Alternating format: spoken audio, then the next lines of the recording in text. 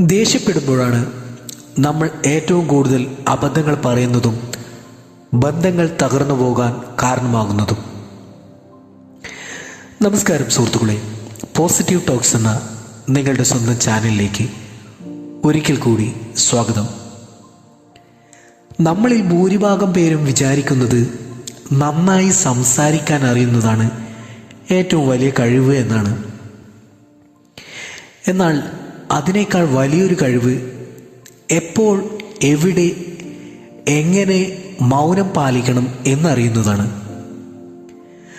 ബുദ്ധൻ ഒരിക്കൽ പറഞ്ഞു, നിങ്ങളുടെ വാക്കുകൾ നിശബ്ദതയേക്കാൾ മനോഹരമാണെങ്കിൽ മാത്രം സംസാരിക്കുക, അല്ലെങ്കിൽ മൗനമായിരിക്കുക. ഇന്ന് നമ്മൾ സംസാരിക്കുന്നത് നമ്മൾ നിർബന്ധമായും മൗനം പാലിക്കേണ്ട ചില സന്ദർഭങ്ങളെക്കുറിച്ചും മൗനം ശീലമാക്കിയാൽ നമ്മുടെ ജീവിതത്തിൽ ഉണ്ടാകുന്ന 10 അത്ഭുതകരമായ ഗുണങ്ങളെക്കുറിച്ചുമാണ്. ഒരു 10 മിനിറ്റ് നിങ്ങൾക്കായി മാറ്റിവെക്കൂ. നിങ്ങളുടെ ജീവിതം മാറാൻ ഇത് കാരണമായേക്കാം. നമ്മുടെ വാക്കുകൾ അമൃതാകാനും വിഷമാകാനും സാധ്യതയുണ്ട്. അതുകൊണ്ട് താഴെ പറയുന്ന സാഹചര്യങ്ങളിൽ മൗനം എന്ന ആയുധം ഉപയോഗിക്കുക.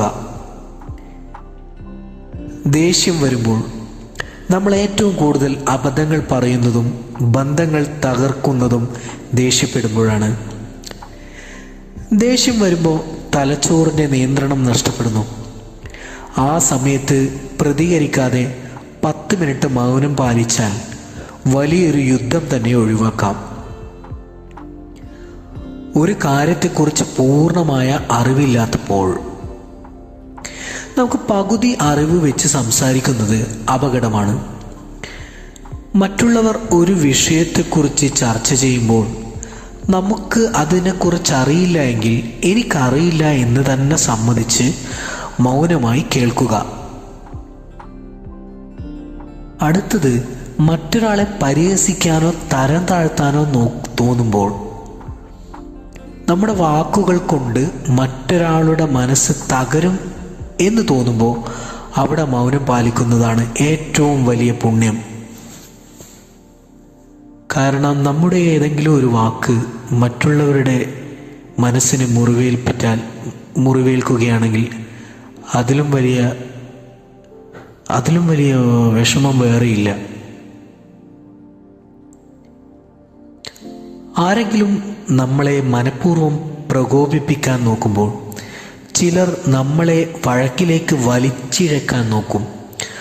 അവിടെ അവർക്ക് നൽകാൻ കഴിയുന്ന ഏറ്റവും നല്ല മറുപടി നിസ്സംഗത നിറഞ്ഞ മൗനമാണ്. മൗനം പാലിക്കുന്നതിൻ്റെ 10 ഗുണങ്ങൾ. ബുദ്ധന്റെ ചിന്തകളെ മുൻനിർത്തി മൗനത്തിന്റെ 10 ഗുണങ്ങൾ നമുക്ക് പരിശോധിക്കാം. മാനസികവും സമാധാനവും ഉന്മേഷവും, പീസ് ഓഫ് മൈൻഡ്. അനാവശ്യമായ സംസാരങ്ങൾ ഒഴിവാക്കുമ്പോൾ മനസ്സിലെ അനാവശ്യ ചിന്തകൾ ഇല്ലാതാകുന്നു. ഇത് മനസ്സിന് ശാന്തത നൽകും.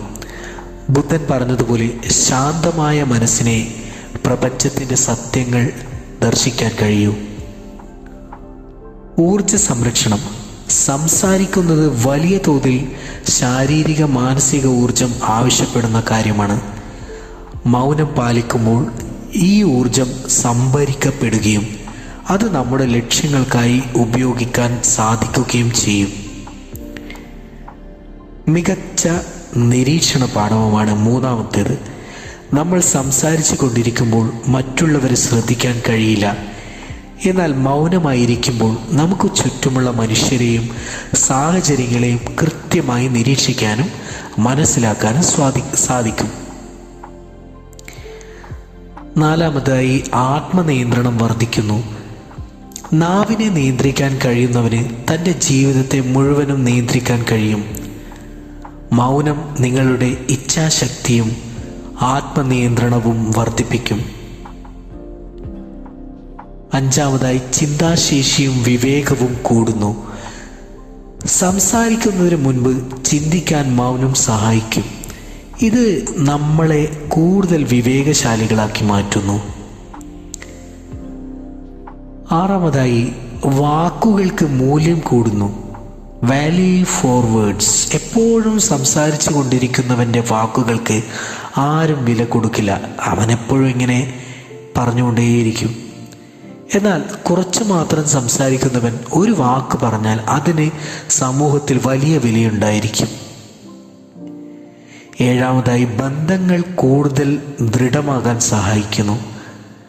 പലപ്പോഴും പങ്കാളികൾ തമ്മിലോ സുഹൃത്തുക്കൾ തമ്മിലോ വഴക്കുണ്ടാകുമ്പോൾ അതിൽ ഒരാൾ മൗനം പാലിച്ചാൽ ആ ബന്ധം തകരാതെ സൂക്ഷിക്കാം. മൗനം പല വലിയ തെറ്റിദ്ധാരണകളെയും ഇല്ലാതാക്കാം. എട്ടാമതായി, മികച്ച ശ്രോതാവായി മാറുന്നു. Becoming a good listener. വിജയികളായ മനുഷ്യരുടെ ഒരു പ്രധാന ഗുണം അവർ നല്ല ശ്രോതാക്കളായിരിക്കും എന്നതാണ്. മറ്റുള്ളവർ പറയുന്നത് പൂർണ്ണമായി കേൾക്കാൻ മൗനം നമ്മളെ പഠിപ്പിക്കുന്നു. അടുത്തത് വളരെ ഇമ്പോർട്ടൻ്റ് ആയ ഒരു പോയിൻ്റാണ്. ഒൻപതാമത്തെ, സമ്മർദ്ദവും ഉത്കണ്ഠയും കുറയുന്നു. Reduce stress and anxiety. അനാവശ്യമായ വാദപ്രതിവാദങ്ങളിൽ നിന്നും തർക്കങ്ങളിൽ നിന്നും മാറി നിൽക്കുമ്പോൾ സ്വാഭാവികമായും മാനസിക സമ്മർദ്ദങ്ങൾ കുറയുകയും BP പോലുള്ള പ്രശ്നങ്ങൾ നിയന്ത്രണത്തിലാവുകയും ചെയ്യും. പത്താമതായി, ആത്മീയമായ ഉണർവ്, സ്പിരിച്വൽ ഗ്രോത്ത്. ബുദ്ധൻ ധ്യാനത്തിലൂടെയാണ് ജ്ഞാനം നേടിയത്. ധ്യാനത്തിൻ്റെ ആദ്യ പടി മൗനമാണ്. ഉള്ളിലേക്ക് നോക്കാനും സ്വയം തിരിച്ചറിയാനും മൗനം നമ്മളെ സഹായിക്കുന്നു. ഇതോടൊപ്പം ചേർത്ത് വായിക്കേണ്ട ഒരു ബുദ്ധ കഥയുണ്ട്. ഒരിക്കൽ ഒരാൾ ബുദ്ധൻ്റെ അടുത്ത് വന്ന് അദ്ദേഹത്തെ വല്ലാതെ അധിക്ഷേപിക്കുകയും ചീത്ത വിളിക്കുകയും ചെയ്തു. ബുദ്ധൻ ഇതൊന്നും കേൾക്കാത്ത ഭാവത്തിൽ പുഞ്ചിരിയോടെ മൗനമായിരുന്നു. അയാൾ അത്രയും ചീത്ത പറഞ്ഞ് തിരിച്ചുപോയി. പിന്നീട് ശിഷ്യന്മാർ ബുദ്ധനോട് ചോദിച്ചു, അയാൾ അത്രയധികം പറഞ്ഞിട്ടും അങ്ങ് എന്തുകൊണ്ട് മൗനം പാലിച്ചു?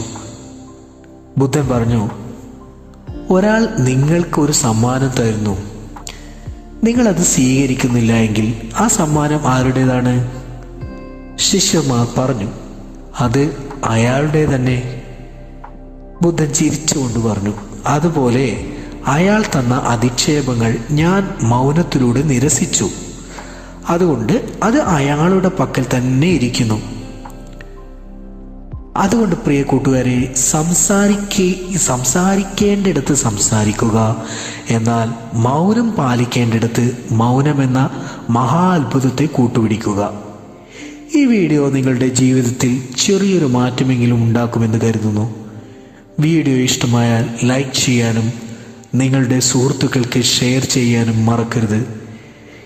ഈ മൗനം നിങ്ങളുടെ ജീവിതത്തിൻ്റെ ഭാഗമാക്കിക്കൊണ്ട് നിങ്ങൾക്ക് വന്ന മാറ്റം ഒരു മാസത്തിന് ശേഷം നിങ്ങൾ ഒരു 30 ദിവസം നിങ്ങൾ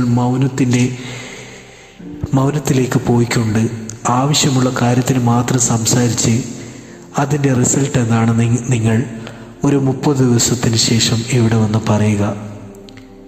വീണ്ടും മറ്റൊരു നല്ല വീഡിയോയുമായിട്ട് കാണാം. അതുവരേക്കും ബൈ.